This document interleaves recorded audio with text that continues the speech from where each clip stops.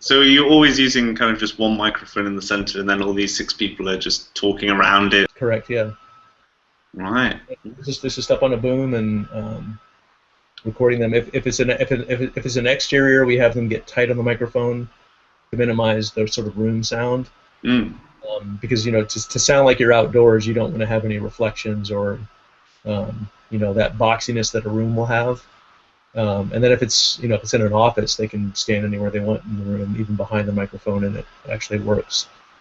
So they'll just kind of filter all around the room. But the loop groupers, not only are they good at what they do with coming up with the words, but they know how to vary their voices. Like you were asking, like wouldn't it be obvious if the same 6 people, certainly by the end of the episode, you've heard all 6 people. But, they're very good at kind of being New Yorkish and then being quiet and being deep, and they all have like their range of voices that they can get in and out of very easily, and they know how to sound like cops and dispatch people when they do the radios, and it's pretty interesting to watch. And in terms of the, just talking types of microphones and things, what sort of things are you usually running for loop groups and I guess talent? Well, the main mic would probably be a 416. Usually matches production a lot. A Sennheiser 416.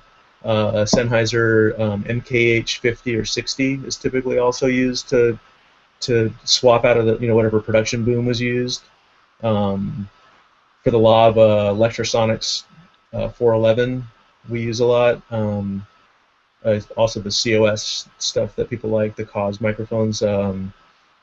But typically, even if those aren't the specific microphones, those have been proven to be good, close matches to the types of mics and lavaliers that people use. I also have up on my tree a Neumann KMR81, and that's a little bit too clean for dialogue, but I use it a lot for loop group, mostly because it sort of disguises my room a little bit.